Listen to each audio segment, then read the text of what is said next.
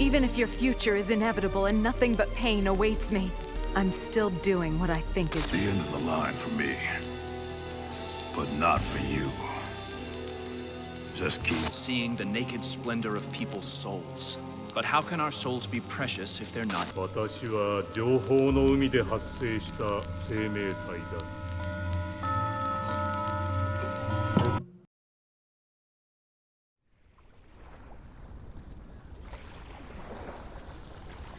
At some juncture of your time on the internet, you've likely been greeted by an image or a clip of animals creating art. From elephants painting with their trunks to primates with works in museums and on Picasso's walls, these images fill a special place of attention for the human race, with the artist's pieces often fetching a high price once their name is known. But more so than just monetary value, they seem to hold some intrinsic value as well. An abstract painting by a primate is like reaching back in time through evolution and witnessing that something human persists, that the very spirit of creativity and art, almost like a quality not of us, but of the universe that we exhibit. That's how it seems, at least. However, the images are a result of human intervention. The elephants who paint are directed by tugs and pulls from their human companions, and while the primate artists are seen to develop skills to some extent, the positive reinforcement animals receive from humans is what drives them to create. It is not the spirit of art, but the usual suspect they can understand. Attention, treats, affection. At the end of the day, no animal has made art without human intervention first guiding them to it. The benefits they find in it are ones which lie outside of it, incidental causes that come about from when a piece is finished. As far as some know, food simply appears when they set down the brush after a long enough time has passed. And so we return to art as something human. I am biased to it. I feel complete not when I own items or a plot of land designated by the state, but rather when I can sink into a work of art, derive meaning from the author's effort, and use that to analyze and improve myself and the world around me. A day feels far from complete without some attention paid to that act. As such, to me, it feels almost inherent to the definition of human, as art makes no sense. Animals don't make it because it is not inherently beneficial. It is worthwhile because we as humans say it is. It is an act which, under the rules of nature, makes no sense, yet we do it anyway, often to the detriment of our own survival in a society that so minimally values artistic pursuits. This is an idea I've heavily adapted from Kant's argument that humans in part have value because we decide to act against nature. We can see something in our best interest, like theft, and yet decide not to do it based on abstract ideas like morality or justice. These are qualities which, since they are exhibited only in humans, feel to me like the essence of humans. If we maintained our forms, our bodies, and the structure of our brain, but forgot what this ability was, would we still be human since we lost something inherently human? This is a question which constantly circles in my mind, from the haze which ensues past a night of passion to the slow trudge of a day of labor. Did the actions I just performed affirm my humanity or detract from it? With this in mind, it's no secret that some of my favorite works fall under the umbrella of cyberpunk. Much debate has been had about that term and where it applies, as the term was even once debated at a symposium hosted between two universities about the genre in addition to the future of fiction in a more broad sense. One of the main critiques lies in the difference between hard and soft science fiction. That is, series which include heavy research to provide a supposedly realistic prediction of the future, and those which use it more as a vessel to communicate their story or other concepts. Using just one series for an example, if Neon Genesis Evangelion stuck to the images of car railway trips, launching pads for mechs, and to some degree the mechs themselves, it would be more akin to hard sci-fi. However, the inclusion of the angels, the heavy psychological aspect, and the focus on the characters in the setting over the setting itself solidifies it as soft sci-fi. Cyberpunk is an offshoot of soft science fiction, because its most primary definition is the human condition, which is explored through the use of futuristic or technological aspects. These elements are simply there to speak to something about what being human even means. Some even define the genre as that question. What is a human? The most prime example is the concept of heavy body modification. If someone replaces their entire body with robotic parts but maintains their brain and so their personality, memories, and so on, are they still a human being? Or is there something important about the container, about which is essential to this human condition? Where is the line between human and machine, and through that, then, what is the line for human itself? What does it mean to be human? To look at a few answers to this question, I want to explore some of the anime I love in the cyberpunk genre, from recently released to all-time classics to personal favorites. As always, there will be spoilers, but the video will be chaptered out so you can easily skip ahead. But with that, I'm happy to present you what is probably my longest video ever about cyberpunk anime and what it even means to be human. Let's get into it.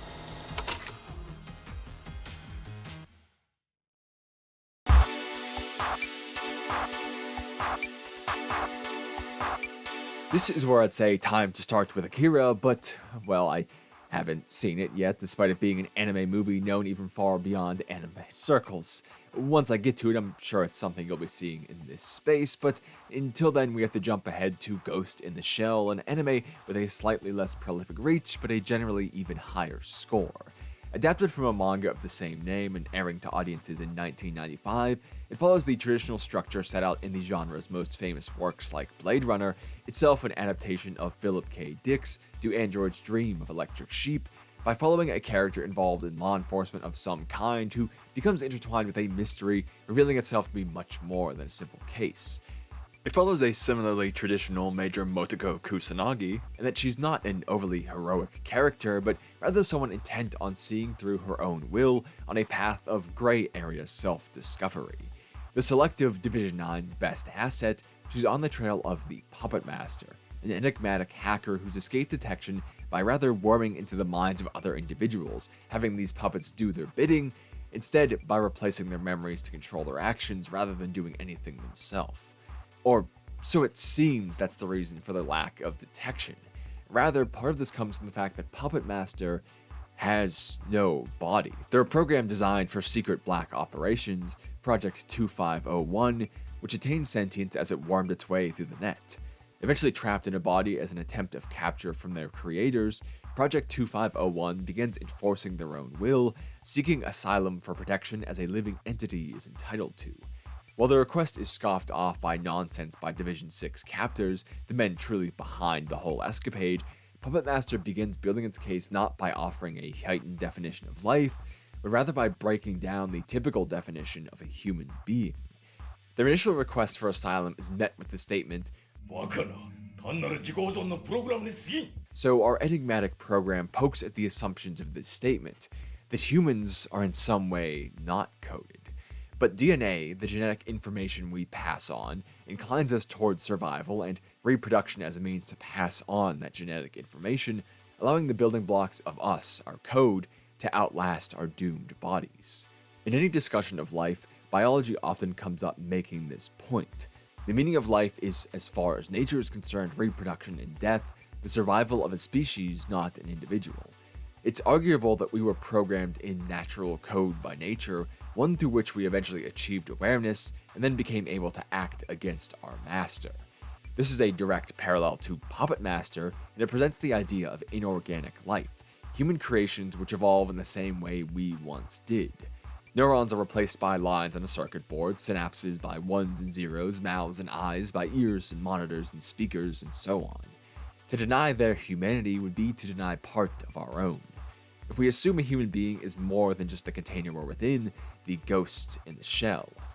But let's look back on the idea of nature's programming, because it can present us as simple carriers of information, sources of natural data, against the idea that we have some more value. Under this idea, we have to grapple with the fact that we simply may be the disposable flash drives of nature, a temporary shell for transferal of data with new improvements and evolutions, the next generation. The argument against this is the mind, the awareness we have of our own existences, most notably memories. If we want to be more than fleshy drives, we must accept a high plane of meaning to the word human. However, this provides Puppet Master a leg to stand on, as they have this same awareness. So naturally, they address the mind. One of the strangest aspects of sentience is that no one can prove their own existence, since we only witness reality as processed by our own minds. All we have are memories of what we believe reality to be, and we act based on those. This is another form of data we carry which provides validation to our existence, the thing which separates someone with our same face and voice from us, said by Puppet Master as, "So man is an individual only because of his intangible memory." However, they go on to remind us that memory cannot be defined. We can be aware of recalling a memory, we act based on what we recall, but what is memory itself and how accurate is it? We don't have an answer, only theories which explain how it appears to work. Through imaging technology, we know which areas of the brain are necessary for memory, we can see when they activate and guess at why, but it doesn't tell us exactly how a memory is stored, what it is composed of, the truly fine details. Memories also aren't solid. They are not like stored media the same time each time they're replayed. Rather, memory is reconstructed each recollection, constructing a facsimile of the input received at that time. They can be famously influenced and changed, from gaslighting to our own desire for them to be different. It's also part of why the anime included memory manipulation of the puppets. We see that even as stored data, memory holds no safety from outside forces, and as such, can't be tasked with defining us in full. As a very flimsy state of affairs, Puppet Master claims we cannot use this, and by extension awareness, to define a human being, for we don't truly understand such things. In any way, that information we carry dies with us. Memories don't get passed on, but our genetic code can be. Now, there are a lot of specifics here to cover, and a lot of interesting blurring of the lines between human and the result of human action, but I'd like to dedicate a whole video to those aspects. What matters here today is that Puppet Master has laid the groundwork to prove false a definition of human which relies on those more lofty aspects, like individuality or memory, while praising those factors which are solid, defined, and coded by nature. What they leave are those two physical aspects which appear in their speech and are reinforced later: reproduction and death. They're interrupted, however, stolen away again as part of Division 6's secret ploy. The Major and her team give chase though, resulting in a fairly short stint to reach the climax. Kusanagi faces off against a brutal tank-esque foe, destroying her own body in the process to stop it, hell-bent on diving into Puppet Master's mind to uncover their, and in turn her, own secrets, as a cyborg herself questioning whether or not she is human. Here we pick up on those two threads present in their speech: reproduction and death. These are the two aspects identified within all living beings. Some have feathers, some fur, some hair, we have thumbs and they do not, some have gills and others lungs, all unique and different, but all fulfilling these two parts of life. They pass on information and survive through genetics, and then they perish. Those are the two qualities of all life. Some is in fact just these two actions. Fig wasps are a fairly easy example. A mated female enters the fig, both pollinating it and laying her eggs, at which point she dies. As the fig develops, the male eggs hatch, they impregnate the unhatched females before burrowing out of the fig. Since they don't have wings, they die quickly upon exiting. The females hatch pregnant, escape through the tunnel, and begin the process again. Their only action in life is simply to maintain the species. At the most basic, these are the immutable qualities of life: reproduction and death. As such, Puppet Master claims that despite their sentience, the awareness of their being, they're not truly a life form until they can make good on these two aspects. There's more genetic talk that follows on why this is important, but for our purposes here today, I'd like to zero in on the defining aspect. While the series doesn't make an overt statement, the Major does merge with Puppet Master, their beings crafting a new entity, just before they're both shot by snipers from Division 6. The Major's trusted ally Bato retrieves her and restores her consciousness in a new body, where she regains awareness as the offspring of herself and Puppet Master. As such, they fulfilled their desires.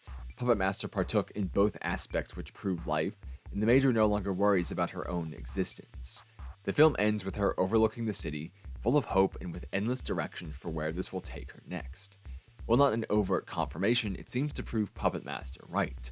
Not only do they die with a smile, envisioning it as a sort of grace and proof, but the result of their actions is a new being which is confident and assured in its own status as life, ready to insert new offspring into the net to continue this genetic line. So, what are the implications of this on our question here today? It seems to be quite a simple definition. A human is just another species whose mind has tricked it into believing it is something more. We can be proven as nothing more than carriers of information with a limited lifespan. We're nothing more than the fig wasps, we're simply aware of the process. I think this is a solution to the issues which makes our question so unanswerable.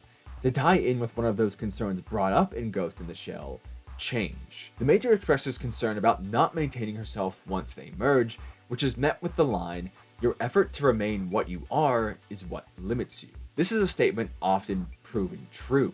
We change a lot through our lifetimes. I mean, think about who you were 10 years ago. Are you still that exact same person, and would you even want to be? Do you live in the same place? Have you the same friends or hobbies? Did you graduate from school since then or change jobs? All of these can help make our qualities, but we are products of our surroundings first and foremost. If all those things differ, then we must differ as well. Change is a natural thing which we can't control, but only point in a vague direction. And it's a barrier to proving what a human is defined by with that. 10 years ago, I didn't care at all about art, let alone coming anywhere close to how I do now. Even though I consider the thoughts which go into that appreciation to be very human, I cannot consider them to be requirements to be human, because that would mean considering myself 10 years ago inhuman, which is obviously incorrect. Because we can't nail down one single image of ourselves, even with memory, it becomes impossible to select abstract qualities which make a human what they are. Focusing rather on reproduction and death avoids this issue, sticking to the concrete factors. Puppet Master acknowledges the importance of more, but doesn't consider it a marker of life, likely for those kinds of reasons. The most realistic answer to our question here today may lie in the methods like this, the ones of Ghost in the Shell focused on the containers which house whatever inside of us.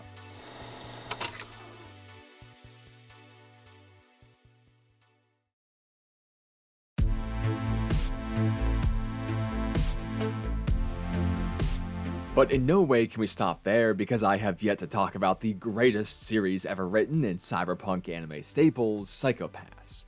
It pays direct homage to the influential authors of the genre like PKD and Gibson in direct dialogue, but its commentary on the loss of humanity comes in quite a subversive form. The year is 2112, Japan is the last stable country on Earth after a global collapse, and it's thanks to the Sibyl system, a method of both determining aptitudes, and thus how a citizen's life can be best spent, and also the intent of a human being, meaning crimes can be stopped before they're even committed. Those caught are known as latent criminals, most often locked away forever with no hope of seeing the world again. This framing sets the stage for why our question is even important to begin with. If we define certain people out of the definition of human based on abstract qualities, it usually leads only to tragedy. We must carefully contemplate the ramifications of our guiding principles, unless we want to create our own version of latent criminals. Now, they do have one small way to gain back some freedom if they agree to hunt their own as an enforcer, something akin to old world detectives, but serving under inspectors, normal citizens who oversee and order them. However, no matter which they are, they enforce this through the Dominators, an arm of Sibyl which reads the intent and makes judgments from there. In true cyberpunk fashion, we follow these officers as they uncover a case which shakes the definition of human to its core. There's a lot to be said about this arrangement of prejudgment, the way Sibyl determines a person's entire life for them. Placed into careers, monitored at all times, forbidden from stress, even as we see with the enforcers and inspectors, those who appear to have judgment, having that judgment be made by someone else, the only way to exist here is to comply, to be happy in the blissful ignorance of having no say in your life. The commentary on the definition of human here comes not from the alteration of the human body, not by placing our minds into machines or watching a machine claim to be one of us, but instead by allowing machines control over our still pure bodies and minds. The consideration here is, can we become something other than human, not from merging physically with technology, but relying on it mentally? This is what Sibyl truly is, serving as another counterpoint to the idea of awareness defining the species. One specific case that feels almost eerily similar to the anime comes from a hospital in Canada where automated systems were implemented to reduce human error, specifically in the fulfillment of prescriptions. The orders are entered into a specific software so they can be automatically dispensed, restocked without input when empty, and have administrative reports generated rather than manually filled, although the initial handwritten order was still documented. A staff member was distracted mid-entry, leading to the data entry being placed for the wrong drug. Now, the nurse administering the drug noticed a discrepancy between the documented initial order and the dispensed drugs. However, they assumed that technology was correct, and the next morning the patient's worsening condition showed the mistake in full. Now, this is something called automation bias, which is the tendency to side with technology over manual sources in the case of a discrepancy. It can also be seen with other situations. In our example today, say something like a nurse noticing possibly dangerous signs in a patient, but ignoring them because no warning was generated from the automated equipment.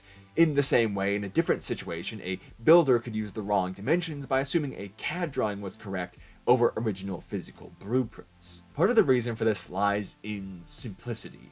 We humans like to take the path of least mental resistance, a factor which only grows with multitasking, heavy workloads, and more stress, all factors generally faced by modern workers in a bloated economic ecosystem. If your hours are being constantly monitored for performance reports, you're not going to waste time tracking down a possibly complex issue. What we see here is the removal of choice and the assumption of technology's correctness, aspects of Sibyl in Psychopaths, most strikingly to the point where citizens can't even recognize a crime as such unless it's flagged by Sibyl, as they watch a woman be beaten in the street and don't react.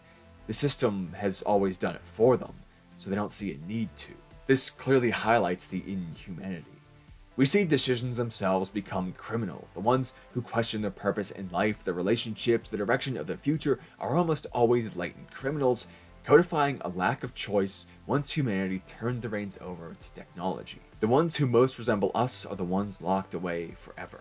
A merger with tech doesn't have to be an obvious one of flesh and bone. It can be one of the mind, a creeping change that isn't noticed until, well, never. By that point, questioning is out of the question.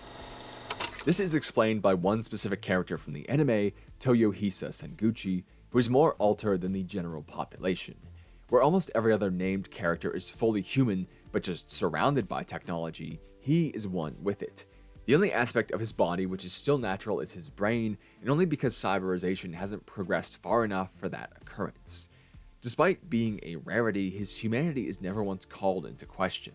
Because he has a human mind, the assumption is that he is in fact human. While being interviewed about his state, he has this following interaction. You do carry around a portable information terminal, don't you? And your home's functions are all fully automated with an AI secretary, yes? If all your settings and data in those devices were to be lost, I wouldn't be able to do any work until they were restored. when you hand over so much of your life and work to digital devices, the insistence you're not a cyborg doesn't sound very convincing anymore, now does it? This is an interesting flip on the conversation which seems to confirm what we've been saying. In most series, the question is whether cyborgs are worthy enough to be human, but here he is saying that humans are actually cyborgs without even knowing it. Machines not of the body, but of the mind. The robotics don't affect who he is, how he uses them is the important factor. While he may be almost fully inhuman, he insists on keeping his mind sharp through stress and decision, expressed in a quite macabre hobby, the hunting of human beings. Faced with death, although the true risk to his own life is quite minimal, he desires a good hunt, at its core a game of decisions. Which way to turn, where to flee, when to shoot, strength matters, but thought wins the day, seen as he's defeated by the undergun Shinya Kogami, who uses wits to bridge the gap. The case is made that an important aspect of the abstract mind is what defines humans, and that aspect can be stolen by a reliance on technology, shown by the fight coming down to two men relying on human will. The question of how much technology is wrong, we should instead ask why technology at all. Puppets performing a stage dance through life, unable to function without the puppeteer. Are we human if we cannot live of our own volition, and further, if we create a world where even if we hold that desire, it is impossible to act upon? Let's look at that further with Psychopath's main antagonist, Shogo Makishima. Once an accomplice to Senguchi who provided him his victims, Makishima always seems to bear a sneaking judgment of his friend. While the man claims to feel alive through the thrill of death, the hunts are always heavily weighted in his favor, and to our point here today, reliant on his robotic hunting dogs. Without them, his advantage is gone, and so he too is dependent on technology, despite his posturing about the human race. Makishima uses him as a test, because he is interested in free will, what he believes to be the key aspect that's robbed by Sibyl and humanity's acceptance of it. I'll let his ever-famous words do the talking for me. I think people only have real value when acting on their own impulses and desires. This is a reaction to the handoff of human will to a supposed supercomputer, when for so many years that was the very factor used to argue the worth of human beings. I think it can also be argued to work around the issue of change as well. Since defining us by free will relies on abstract qualities, it will be subject to excluding some members of our species the more specific it gets. But we could see the act of decision-making as humans developing themselves an ever-changing fluid personality over time. Well, we may become someone different entirely, but we become so based on our choices, our reactions to the world around us, the causes and effects of that reaction, the subsequent reaction, and so on. You can see this insistence on change with how Makishima reacts to the minor villains as well. His role as a criminally asymptomatic person, that is someone who Sibyl cannot judge, in our world akin to a psychopath, is to provide the means for others to commit crimes as well. He unbinds their free will and then judges the result of it to judge their society. What he sees is that even criminals granted the ability to do anything continue on the exact same path, doing nothing more than selfishly collecting the fruits of their pre-existing desires, like Senguchi's excessive collection of pipes made from his victims' bones. They refuse to change. This is another way of eschewing free will because it essentially makes the decision for us. You pick whichever option maintains yourself against all factors, similar to handing the decision to someone else who determines who you are. This double threat, along with Makishima's speeches, makes a clear point. The use of our reason, a trait known only to humankind, is what separates us from the rest, machine or not. If we don't exercise free will, we're no different from the robots acting on code written by their creator.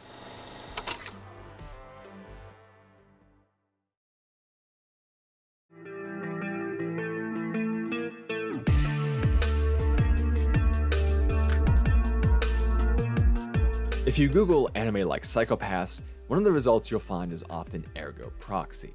The plot begins with a dystopia where humans do minimal work, relying on their cyborg companions while they consume products for the sake of it, and there's really nothing more.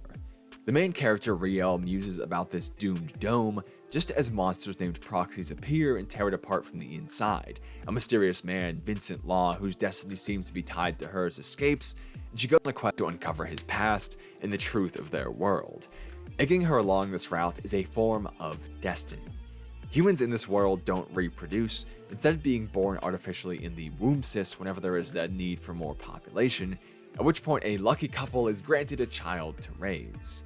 We witness one case of this where Pino, an auto-rave companion, is discarded once a wealthy family receives a human child to replace her. But much like Pino was crafted to serve the purpose of being like a child to this couple, humans are also implanted with a purpose. If engineers are needed, then their life purpose is to become an engineer. The only ones exempt from this are immigrants, like Vincent, who comes from Mosque, a city far across the now desolate surface of Earth, and the place their journey for truth takes them to. But they must undergo an intense process of giving up their identity to become fellow citizens anyway, so it's debatable how much immigrants even get to keep this quality. Now, Riel's implanted purpose was curiosity, as she was designed to have a much greater degree than her fellow citizens, explaining why she chases out this mystery. In these three, Riel, Vincent, and Pino, we see three groups who were crafted with an inbuilt purpose. Now, despite being an immigrant, Vincent wasn't lucky with the odds. He's actually a proxy, one of these monstrous beings who are basically gods. The cities we witness are their creations, and they require the proxy's energy to function. Much like the humans they see over, they themselves were given purpose. To perform this role and then die, the creations they love perishing along with them. Their destiny is failure. They react differently to it, some ignoring it, some going mad and slaughtering all they know, to erasing their own memories like Vincent did. It turns out the creator they speak of is the original human race, who left all of this behind so that when they returned to a habitable planet once more from space, they would be fully built and maintained cities just waiting for them.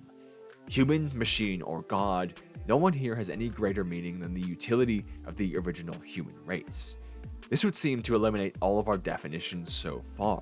They do not reproduce, and their deaths are entirely scripted, in addition to their whole life being nothing more of their own decision and holding a complete reliance on technology. Whether man or machine or God, they are one and the same. It seems humanity may not even exist. However, there is something between these groups to examine: awareness.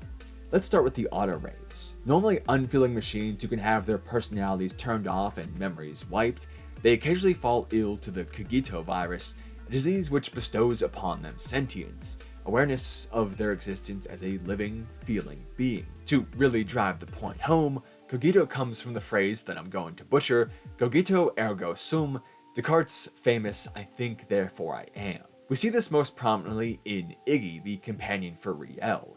Like humans, they're designed with a purpose, his being to ensure Riel's safety at all times. Once infected with the virus, he remains as he always was, feigning a lack of awareness since infected autoraves are disposed of. But this awareness, especially with a purpose, drives him mad. He's constantly dragged along by Riel's seemingly insane and dangerous actions as she tracks Vincent across the wasteland for what seems like no reason. Now aware, Iggy realizes how infuriating it is that his entire life is protecting someone else so they can make bad decisions. Overcome by anger at being sent away once Riel finds Vincent, destined for the scrapyard back home, Iggy ignores her orders and returns, trapping her as a method to fulfill his purpose. If she can't escape his grasp, she can never be in danger either, a blending of will and purpose. He becomes the villain, kidnapping her, berating her, and attacking her friends, expressing pain the entire time. I would be so much happier if he had any purpose but dedication to her, how much he hates her, but must save her. And he does, offering his own life to take a bomb outside of her reach. Awareness didn't change Iggy's life, at least not for the better. Once he could no longer ignore having it, all he found was anger and despair. Can we then say that I think the process of thought and awareness is what provides value to life? We just saw that it did the opposite. Suffering is a constant. The only change is if we recognize it or not. To highlight this, there are humans who act without awareness, the ones the autoraves serve. Of course, there's how they meander through life at the beginning of the anime, only performing their tasks when okayed by a supposed lesser being, but it's also in how they react to the end of the world. Their city begins to collapse, falling into civil war against an outbreak of the Kogito virus and lacking its power source, the proxies. It's clearly and irreversibly doomed. Yet they continue to fight as if it matters. They mime their daily duties despite not having any work or equipment, unable to face the fact right before them. Unable to be aware, as such, unable to suffer. Even the ones on the front lines facing death can't comprehend suffering to exist as they carry out their duties with joy and hope for promotion in a society which has collapsed. They don't really feel human, but rather like an image of it. They look like us, talk like us, even desire like us, but without any understanding of how or why they do. It's like an alien race tried to create us from a few pictures and so missed that we could even think at all. In that, we must then agree that awareness, and as such suffering, holds some value unless we consider this to be essentially human. Iggy may become a monster, but that monster feels more human and real than those supposed ones. He is at least aware of will, even if he does not enact it. He reacts to a world which shapes him. His downfall feels more true to us. So where is the balance here then? Where do we find value in thought if it only brings us pain, but is necessary anyway? Well, I think the pairing of our three different groups in one crew can provide insight. Riel, the curious human, Vincent, the proxy in denial, and Pino, the happy android. They range from hopeful to downright unpleasant, technically old to forever young, naturally aware and having to gain it. One who knows purpose, one who's forgotten his, and one who has none anymore. The common trait they share is this journey itself, the act of moving forward despite the conditions. From jungles full of unknown foes to endless expanses that stall them, their journey is far and wide as they witness all the life that once was. In other domes, they find proxies, often the only ones remaining from the population, living amongst empty cities. One made a game show that reveals the truth of their world, another became a Walt Disney knockoff, drawing the world as it comes to mind. No matter the specifics, our team conquers each situation against foes who seek to give up. The trait which gives our team power is that they keep prolonging this adventure even when it seems there's no point to what they do, when they're faced with nothing but suffering and hardship which could have been avoided back home. Well, there's also one more way to avoid it. In an indeterminate cave, they find mutated humans, unable to live on the surface but dying due to toxins inside, condemned to painful forms they can never escape even with choice. Some of them crawl their way to the entrance of the cave, witnessing their dead brothers and sisters, and then pushing on anyway, deciding in whatever capacity they still hold that an attempt at more is greater than a guaranteed life of pain. Maybe the freedom of death is what they seek. Overcome with a world they can no longer handle, they remove themselves from it. This is at least an option always held, the solution to awareness and the pain that causes it. But it seems more like these creatures were pushing forward, not choosing death, but accepting it as a consequence for possible advancement. Isn't this what we do as humans? We come from all places and all backgrounds. We live out our lives with self-evident purposes, but only as the lesser companion to the purpose of survival and production gifted by nature and cruel society. We wake every day unsure of where we will be in the future, confused by the past, but working the present away nonetheless. We question all of this, and in that we find endless suffering. Why am I here? Is this the best I can be? Will I ever find love? Do I deserve to be loved? What is any of this? Plagued by wonders of the soul which can never be solved, our mental toil is endless. Awareness is what makes us so, and what makes us so helpless. But we continue. All of us, every day, we make decisions, whether they change anything or not, whether it's truly free will or predetermined. In the end, we're the ones living through them and experiencing them, and that can never change. We know that it's pointless, that at any moment, we could stop. Whales may beach themselves in confusion, and animals may stop eating from sadness, but humans are the only creatures which understand and ponder both the meaning of life and of death. We can choose to end our lives when it's too much. We know this is always an option, one thing which can never be taken from us against all odds. But even in times of great hardship, against natural disaster, against the cruelty of man, against old age and disease, we so often continue. We choose to keep suffering. While somewhat bleak, I think this is where we can find value in knowing that we can easily devalue ourselves, but that we don't. Our belief that human life is valuable enough to live through suffering is what defines it as being so. I believe this fits with the series' ending. They all failed. Riel couldn't save Ramdo, Vincent only served to see through his master's plan, and Pino confirmed her purpose once held, died with her father. They have nothing, and faced with the return of the original humans, the end is likely near for them. If not, it's at least their hardest fight yet. But they fly straight towards it, our gang of misfits content to stick together through even more adventure. Vincent confirms his identity, his actions belonging to him alone, and that's where we end. The knowledge there is a future, and with the awareness to head into it as we wish, if we wish. By continuing on, we are human, whether we are truly man, machine, or monster.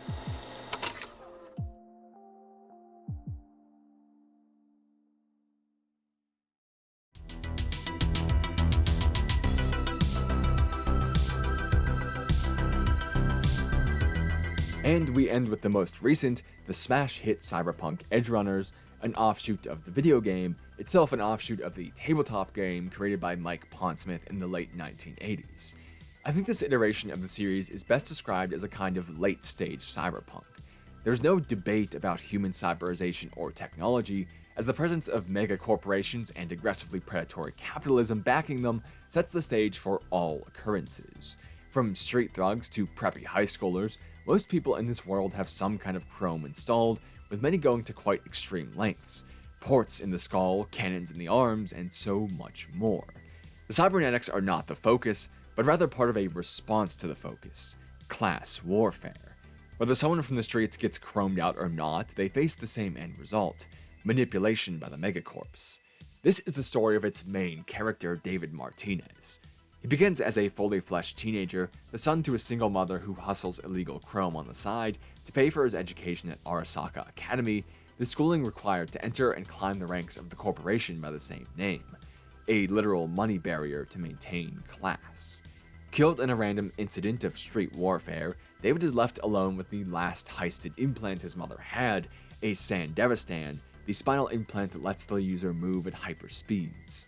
This takes him down the path of an Edgerunner, criminals living on the edge of Night City's society, making their living by stealing, dealing, and of course killing along the way.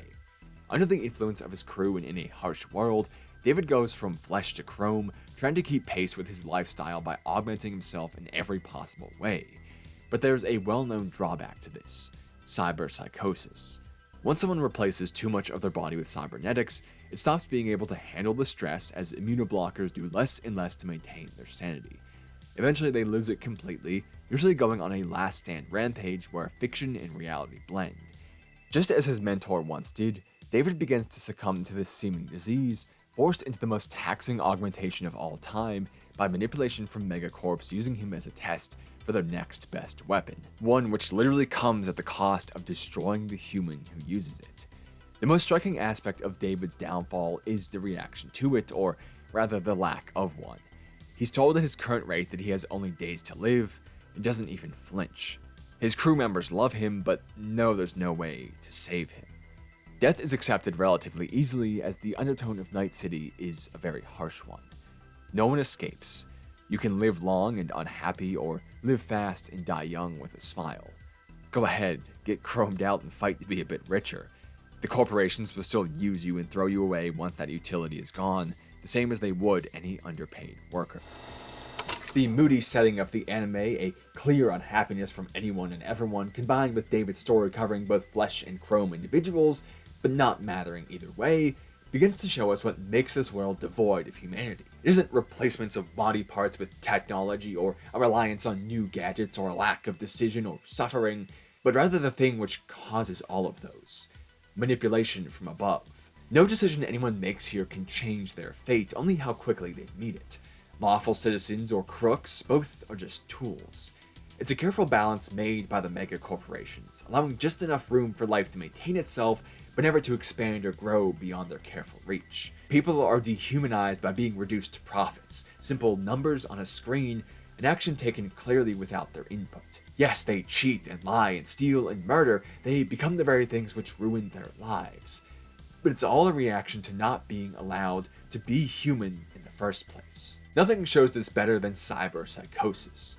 First, let's examine what excessive augmentation even is to begin with, though. In this seemingly pointless affair of life, especially in a hyper-capitalistic society like theirs, the only marker of a worthwhile life is money, the means for material goods. For us, this is often things like the biggest house or the fastest car, but for them it's more like the most tricked out body.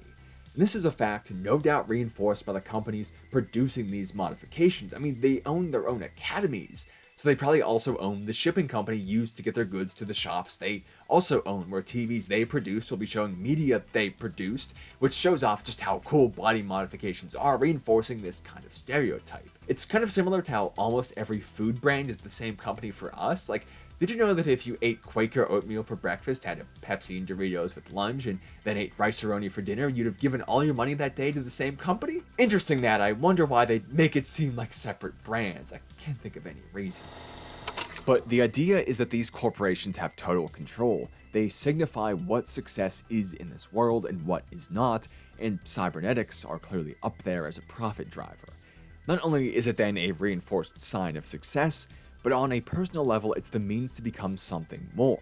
You can beat bigger, badder foes, take on more extreme jobs, make a name for yourself, a name which outlives the short life you'll lead. There's a reason drinks in bars are named after these people. It's the one small grace they have to prove they were ever anything. To be this kitted out is a reaction to a cruel world where people are robbed of value and desperately try to cling it back. This is evident in both David and Maine, the latter spending his final days claiming he can never go back and telling David to never stop running, with the former sharing much of the same sentiment for the purpose of achieving others' dreams, valuing them in a valueless world. His mother always said she saw him at the top floor of Arasaka Tower, so that's where he goes. An empty shell of his former self, propped up physically by extreme tech and mentally by drug cocktails, moments from death. Cyberpsychosis is not a reaction to the body being overtaxed from augmentation, It is a reaction to the mind being overtaxed by stress. The excessive chrome is how these people attempt to find some meaning in their lives, claw back some value which a world what steals it away. David insists he's built different and won't fall like Maine did because he wants to be special. So he tries to prove that by tricking out his body and using it to its extremes, like busting in the front door to face death rather than coming up with any plan. As this style of dream they share is proven more and more false, they grow increasingly disillusioned with the world and their ability to blaze a path in it, with the only option being to admit defeat, almost like a form of death itself, or dive deeper into the hole into their own insanity. In their final moments, they tend to find a bit of lucidity when the stress melts away and they're left a free second to contemplate the end of it. For David, he laughs, insulting the compliments of his foe. It never really mattered in the end, did it? He couldn't prove his humanity no matter what he did. Greed made sure of that before he was ever born. There are no humans in Night City. Technology is just the backdrop to the cruelty of man. I think that's why Edgerunners can depart from the usual formula of detective types on a mission to uncover secrets.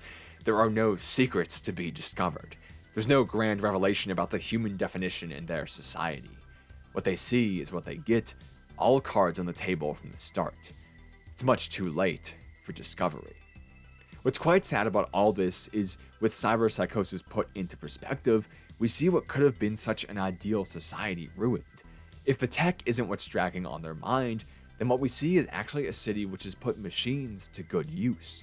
The medical evacuation teams are a supreme advancement, ruined by their for-profit nature, catering only to the rich and powerful. The convenience of vending machines for hard tasks could be great, but maybe not for cremation services. And improving our bodies past physical limits is itself a respect to the qualities of the human mind we love so much, but here it's just so you can hide another weapon inside of you. Progress is neither good nor bad. How we use it is what determines that. The convenience and advancement is not directed at bolstering what it means to be human in this cyberpunk world, but rather simply stripping it all away in the name of profit. With a society this advanced, how do people still struggle? With netrunners and hovering vehicles and downloadable skills, surely they should be better off, able to be more productive than ever with less time. Imagine an office job, but now you have to think about what you do it and it's done. No typing, no anything like that. Your week could be cut down to a day or two and you'd still produce just as much. A 2-day work week could maintain everything we know. So why not? Well, this is down to how it's used. Well, these advancements were no doubt touted as a great efficiency which would improve everyone's lives, making work and generally life easier. That doesn't increase profits. It would only maintain them. This extra time and energy saved didn't go back to the people, it just meant the expectations for how much they could produce rose. When the basic necessities of life like water, food, and shelter are hidden behind a paywall, this makes the assumption that those who cannot afford such things are less than human, and when you have to produce to such an insane amount to afford them, being human then becomes productivity itself, since that fulfills the necessities of life. They live for nothing in this world, walking around dead-eyed and half-gone, escaping into hyper-realistic fantasy that leaves you strung out because, just to be considered human, they have to give way more than anyone should. There's nothing left for themselves. What's really been made more efficient here in the unabashed advancement of technology was not the ease of life, but how to squeeze money from it. How to take all the value from it. How to remove humanity from it. Let's conceptualize this in our world in terms of, say, inventory management. Now, bookkeeping in the earliest days of trade was done with tallies or tokens, small clay pieces with an image of the item in question baked into them. Sell one, move on to the sold pile. Get one back, reverse the process. Simple enough in premise, but a bit unwieldy on a large scale where hand counting is needed and communication of it to the rest of a workplace could only be done by word of mouth. Now, fast forward to a more industrial but still not computerized world. Now everything is filled out with pre-designed forms which can be stored in a much simpler fashion, calculated out on a new fancy Casio, and a quick phone call can communicate the proper amounts to anyone anywhere. But as we get into the computerized age, it's down to just one process. With a few keystrokes, the number is adjusted, if not automatically counted, just from a scan, say, and anyone who needs to access that data can see it at any moment from anywhere. Clearly this job has gotten more efficient and easier with time, right? Now the required volume can be done with just a few hours of work a week. But this isn't the case. The number of products has increased, each with 17 colors, along with how many are being shipped out into different places, and a larger number of employees who might bypass the system leads to miscounts and audits, and multiple sources in and out means carefully attention is still needed, and imports and exports and everything makes the process even more complex, and so on. The job did not become easier, but this simply meant more could be expected of the same individual. To be fair, some of this arises naturally with a more advanced society and a growing population. There's just more that needs to be done. But couldn't we also maintain some level? Didn't we already have enough? If we could pay someone full-time to do less than this before, why the hell not now? What are we actually advancing for in that case?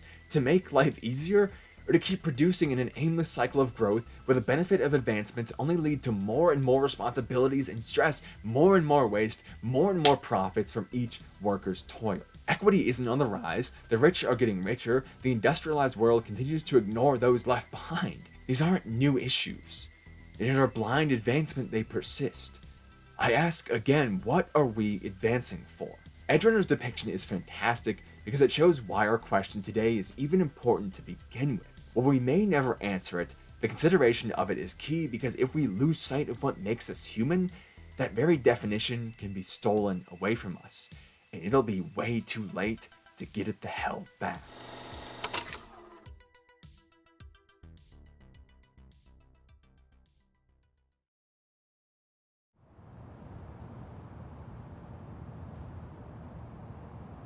Today we've seen a lot. We can consider humans valueless creatures, just the code of nature who are only proven by reproduction and death. We can consider them agents of will who must exercise that to be so. We can consider suffering to answer what we are, or we can say that such suffering being an active choice makes the question moot to begin with. I don't know which of these provides us an answer, but I think there's something to be said for all of them. Part of why I love philosophical matters is it's such an attempt to make the endless mysteries of life seem manageable with compact statements and carefully written essays, despite the fact the answer is likely a combination of every reasonable theory. By taking all of them at once, I was attempting to force your mind into that state, looking at what you find valuable and discardable from each theory, because in that we find ourselves and our growth. The more we know us, the more we can know of all humanity, and create a world which holds true to our value. Recently, I've been rethinking why I do anything. I'll ask myself before I take any action, is this something which provides value to my humanity, and would not doing so detract from that value? While still in its infancy, this idea has brought me out of quite a heavy slump where I thought the last few videos I had written would be my last. I'd lost all confidence, I'd written and thrown out so much, I felt all the skill I'd developed was gone. But I don't think I care. Whether or not I have skill is irrelevant. This is something which affirms me as the human I want to be, and that's why I do it. And in spaces and ideas I've been able to create and present, I've helped others do the same. What is a human? I have no idea. But we're all trying to be it.